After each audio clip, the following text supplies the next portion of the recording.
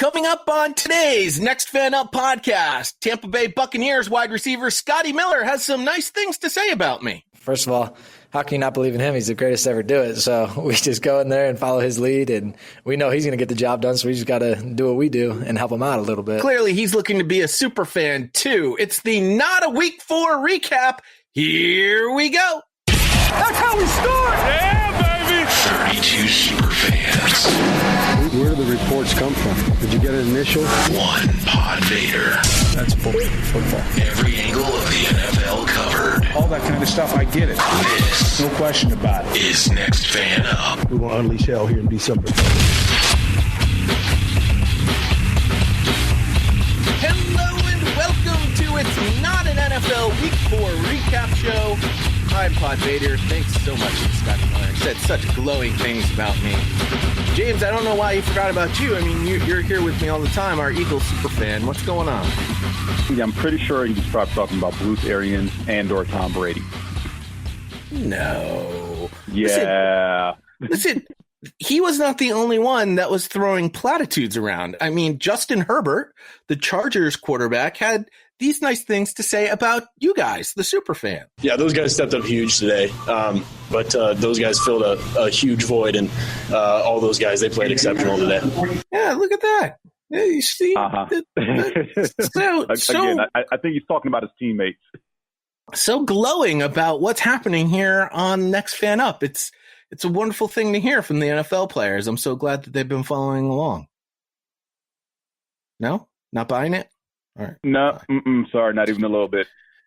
All right. Well, listen, I feel like in our Not a Week recap, we tend to focus a lot on the losers. And quite honestly, there's a good reason for that, because they give us the best sound. And this week, the Texans were a loser once again. And J.J. Watt was asked about it during his post-game press conference. I believe I even left in the introduction of John McClain. He's a pretty famous beat reporter down there in Houston. Here we go. John McClain. J.J., how frustrating is it to go 4 games in a row without forcing a turnover? Extremely. Can you elaborate? It is very, very frustrating. Oh, it's very, very frustrating. Wow. By the way, he kept going. I did save this portion of the press conference too, where he does sort of elaborate a little bit more. You have any suggestions about it? I mean, you guys, you're trying to do everything you can. If I had them, I would do it. I'm not saying that your question's a bad one. I'm just saying if I knew the answer, I would implement that answer. And apparently the answer was fire Bill O'Brien. Yeah, if that's the answer, then the follow-up shouldn't be promote Romeo Crennel, because, like they said, they haven't forced a turnover yet all year. They're the only team in the league to not do so.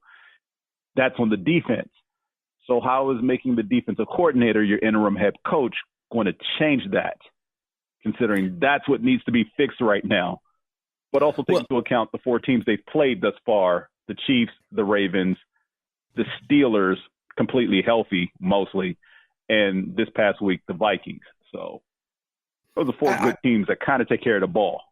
Yeah, and I will say, even in my preseason predictions, I had the Texans going 1-3 with a possible victory against the Steelers. I actually had them locked in as a loss against the Chiefs. Didn't think they were going to beat the Ravens and didn't think they were going to beat the Vikings. If I retrospect, I did pick the Texans to beat the Vikings, so they should still be 1-3 at this particular point in time. I don't know what the expectations are, but as we even look forward here, you have the Jaguars next week, which should be a win, and then at the Titans, and then the Packers, which again I see a 1-2 as being the most likely outcome of those next 3 games. True. I mean, the division game against the Titans is a coin flip. You never know what's going to happen when those 2 teams get together, but we don't expect them to beat the Packers. So it's just weird. But it's one of those things where us on the outside looking in see these things as, oh, yeah, this team will beat this team. But inside the organization, you have to believe you're good enough to beat everybody. So there's nothing wrong with that mindset. Unfortunately, the reality doesn't always cooperate with the expectation. Romeo Crennel becomes the oldest head coach ever in the history of the NFL at 73. George Halas was the previous owner of that record at 72, which I was like, wow, that seems weird because Don Shula definitely looked a lot older than 72 when he retired.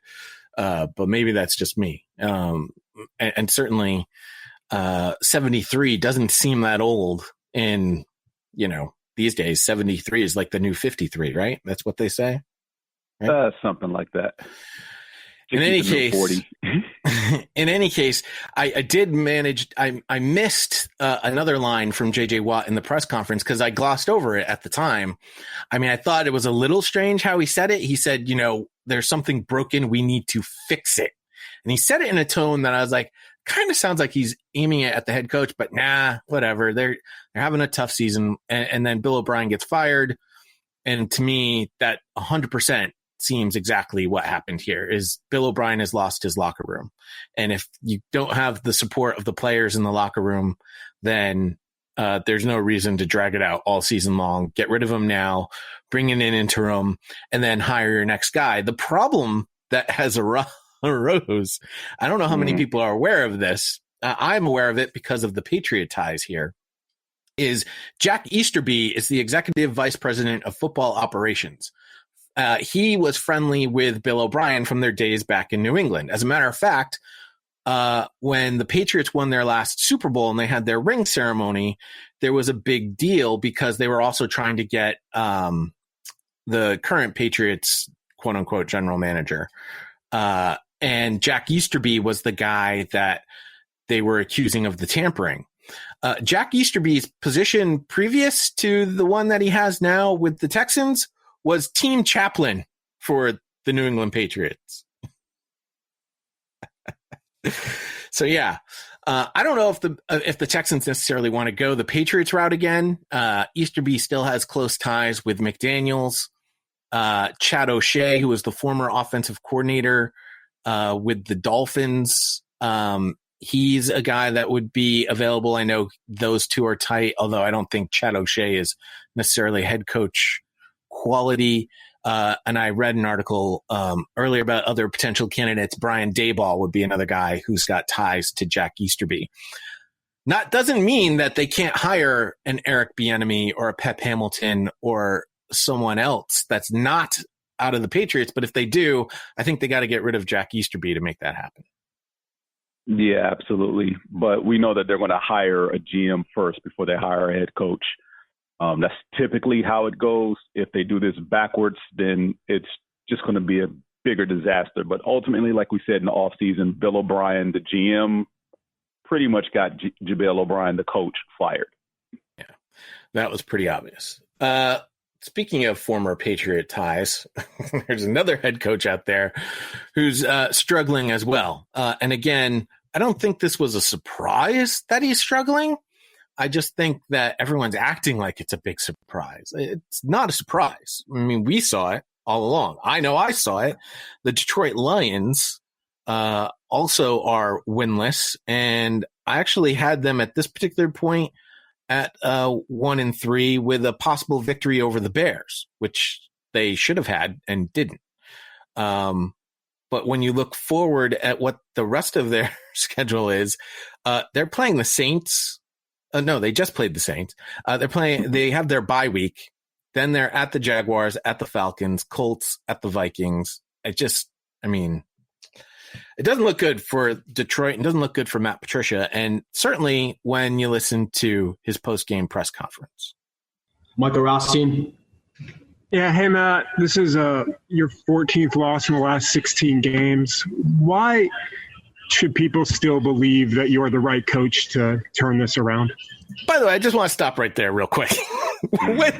when the reporter just comes straight at you with the, why are you still here? question, it's bad. Oh, man. Continue, please. This will be great. Obviously, Mike, that's a, hard question. Obviously, we just lost to the Saints. Let's just give them credit for this game. They played extremely well, and I know we got a lot of work to do. Certainly, I think when I came to Detroit, there was a lot of work to do, and that's what we're trying to do. Talking about this year right now, we're talking about right now, these first 4 games, and obviously today wasn't good enough. I think after 4 games, our team can really take a look at itself and say, okay, hey, how do we need to play the games? What do we got to do? We've got some work to do during the bye week here, I think, which will be good for us to really take a look at how do we need to play going forward. And I think that's probably the most important thing from that standpoint is what do we do going forward, and how do we win? So just to summarize there was a lot of work to do before he came in. There's still a lot of work to do now, and they're going into the bye week and they're going to do a lot of work.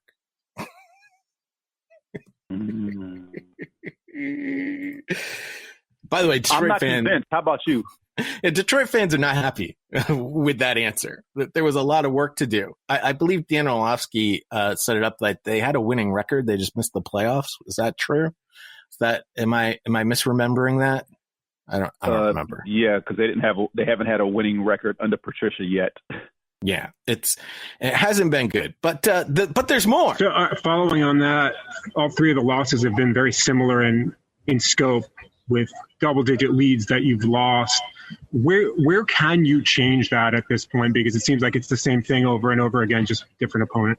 Yeah, I don't really think it's the same thing over, though. If you want to break it down, Chicago obviously was the end of the game where we didn't do a good enough job. I think Green Bay obviously was the halftime swing, and we never really recovered. In this game, I thought that we obviously jumped out early, but it was so early in the game. I don't really, that's just kind of in the first quarter. I think after that, we didn't play very well in the middle of the game, and I thought that we came back at the end of the game and battled to try to give ourselves a chance to win, and obviously we didn't come through. So I think from that standpoint, those are different. Last week's game's different.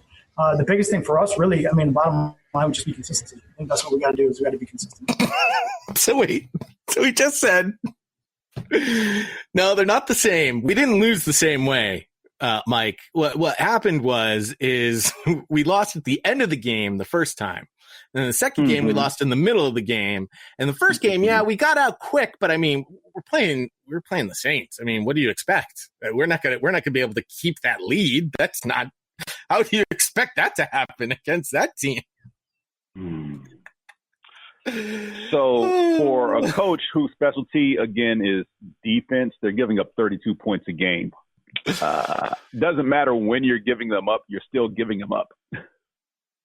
They're just not. They're just inconsistent, though, James. Come on, man. You got to give them a pass because they're just inconsistent. That's their only problem. Considering that one of these 3 games they lost was clearly winnable without them crapping the bed in the last 6 minutes of the game, and that would be week 1 against the Bears. They should be 2-2, not 1-3. By the way, I'm not done yet. There's one more. Oh gosh! Thanks, Matt. Dave. Hey, Matt. A couple things just to first follow up on what Mike asked first. I guess. Do you have any concerns about your job heading into the bye week here? Yeah, again, Dave, let's just talk about the Saints game. I'm just trying to get us to play better than what we did today. So I come to work every day, trying to do the best I can to help this team win. We got great guys in that locker room, and we got to find a way to win. So, again, the reporter just comes right out and says, you worried about your job, man? We talk about that, hard-nosed New York press. The Detroit press giving it to Matt Patricia. Giving him the business. Yeah, he deserves it, though. Again, he's coming from a coaching tree where much is expected, regardless, because of where he used to coach as a coordinator, and it just hasn't panned well for this coaching tree, for anybody. The sad part for both these guys is the Patriots don't need them back. They're doing just fine without either of them. So I guess they're going to have to move on to either to Tennessee or to Miami for new potential landing spots. Yeah, I don't know if Miami's going to be a good landing spot because they look like they're rounding into form as far as what they want to do. They just need more talent on both sides of the ball because we're expecting a QB change in a minute now. And in Tennessee, they've already got their formula down. I don't know if an infusion of a new coach on either side of the ball is going to help there either. They know what they want to do and they know how to execute. Yeah, they may not have a job for a little while. So, all right. Well, I'm glad you brought up the fact that you said he deserves it, because the LA press was giving it to Sean McVay, head coach of the LA Rams. Sean, how do you feel you guys stand after the first quarter of the season? And what exactly was your problem as a playmaker getting into it? My problem? Yeah. By the way, I don't know if you can hear it in the audio, and I apologize for the bad reporter audio. The problem with these Zoom calls is a lot of these PR teams apparently need help with their audio. But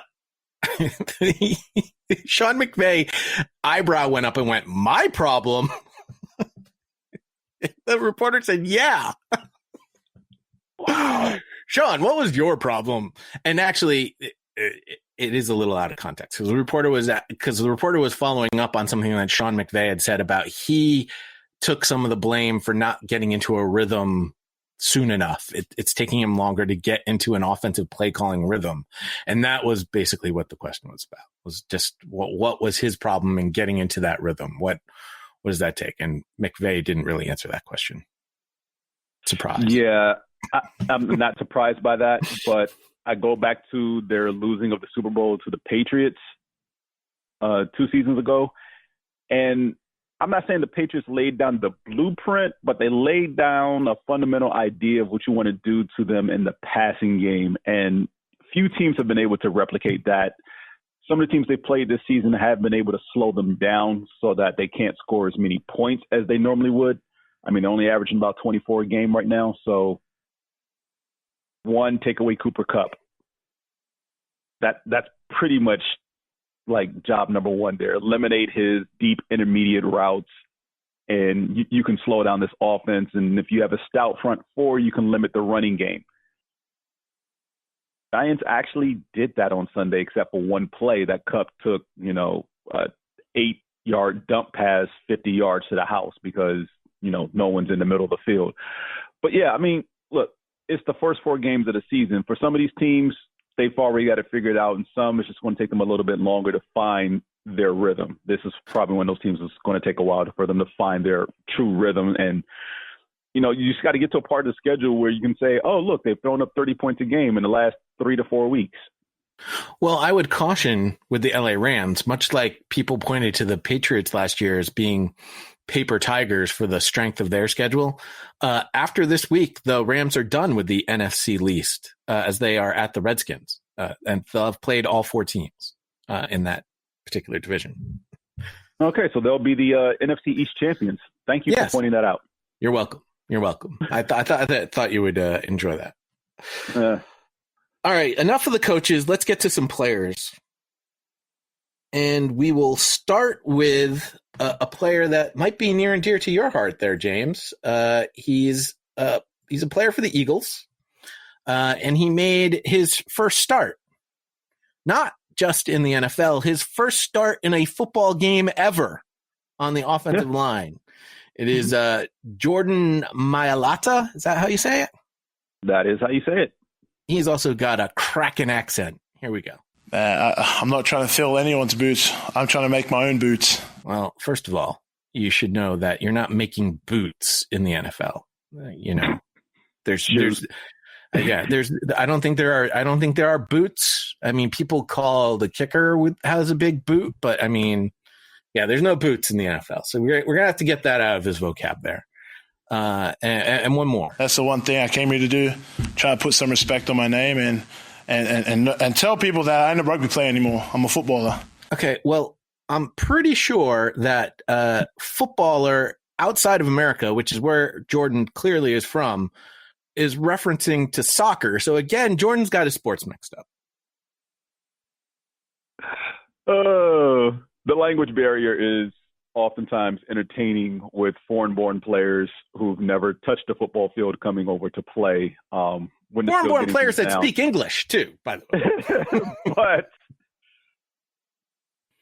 not to completely defend Mailata, he has been with the Eagles organization now. This is his third season. So some of these things he should already have down. Well, I did like putting some respect on his name. That's a good one. That's solid. Good, solid.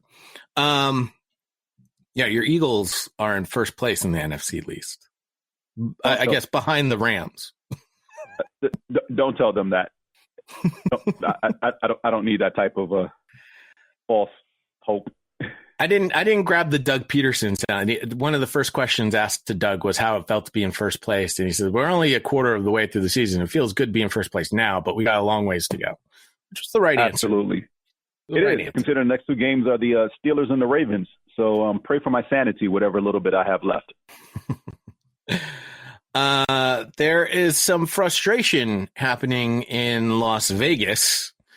They're not winning as many games as they thought they should be winning at this point. And quite honestly, I don't know why they thought that. And my preseason predictions, I had them at 1-3 with a win at the Panthers and losses at the Saints, the Patriots, and the Bills. So I don't know what they expected, but they apparently expected more. And here's their quarterback, Derek Carr. I'm not going to sit up here and be depressed about, something that is a good thing, but at the same time, if we could have won, then it feels better. I'm sick of losing, Levi. I'm sick of working as hard as I do and as we do, and going out there and losing. I mean, it sucks. Enough is enough. I think that's my message. I'm excited, obviously for that. I dreamed of it when I got drafted here. I looked all those stats up and was like, man, I want to break all these, as a competitor, but I'm sick of losing. Like, enough's enough. I'm tired of it. That was a long way of saying stats are for losers. They relish them. Okay, Pod, should you tell them or should someone else tell them that their next 3 games are at Kansas City, against the Buccaneers, and at Cleveland? Yeah, that's rough. So it's not going to get better anytime soon. Yeah, him sick of losing is not going to change over these next 3 weeks. I mean, the 4th game after that is at the Chargers, so depending on who's playing quarterback, maybe. I mean, I'm not going to say the Browns are world beaters quite yet. Yes, no. The Browns are 3-1, but they still look like your typical Browns. They are the most inconsistent of the 3-1 teams. If I'm gonna point to a paper tiger besides the LA Rams, I'm going to point at the Cleveland Browns. That one. Yeah, but at least the Browns have something the Raiders don't, which is significant talent on defense. Fair enough. They also don't have John Gruden as their head coach. And John Gruden apparently forgets what it actually means to be a Raider in this soundbite. The penalties, I'm going to take a look at them. You can take a look at them yourself and see if some of those were, ones you agree on or disagree on. I disagree with a few of them, but I'm a Raider. Aren't you supposed to relish in the penalties as a Raider? I thought that was the Raider way. No? I mean, they have led the league in penalties collectively over the last decade plus. I thought over the history of the NFL. I thought the Raiders were just the team that they very well could easily be top 3 as far as the history of the league, but going off recent memory, yeah, at least off the last 10 to 20 years, they're number 1. I know that much. You brought up the Bucs earlier, and they exchanged quarterbacks this offseason because one quarterback went for 30 for 30. And they brought in a new quarterback that they didn't think was going to go 30 for 30. But so far, I think he's got 4 pick sixes in his last 6 games, which that's just not good. So this is Michael Davis, the Chargers cornerback, who had that wonderful pick 6. It was a dream come true, actually. And now I got a goat ball from the goat. Got a goat ball from the goat. Hey, man, look, Brady's 6th touchdown on Sunday that nobody talks about. Will Brady sign that ball for him? Probably not. Tom, I'm a big fan. Would you mind signing this? I mean, maybe after he's retired. you know, and Davis, you know, checks for him, say at some type of retirement ceremony, or, you know, if they play each other again at some point, and you know, well, that would be 4 years from now if Brady's still playing and it's its farewell season. But I don't often do this, but I will cross promote, because as I was looking for the sound from the press conferences, I came across on the Tampa Bay Buccaneers YouTube channel, Tommy and Gronky. Apparently they do a show weekly. In this particular 5-minute episode, it was entitled Dad Jokes. And I swear they ate some brownies before they recorded this particular video, because it was nothing but nonstop giggling from both of them. It was, quite honestly, it was a trip. Speaking of dad jokes, thank you. Thank you. Tell me you got something else and we're not closing on that. No, that's it. That was the closer, ladies and gentlemen. Oh, no. That was the closer. That's it. That's all I got. Oh, Lord, no. Do you need me to bring back Calvin Ridley? Is that what you're asking for? Oh, man. To the faithful listeners, I do apologize for this that you just heard. nextfanup@gmail.com. Send in your favorite dad jokes. I'll read them on Thursday. We do have an email.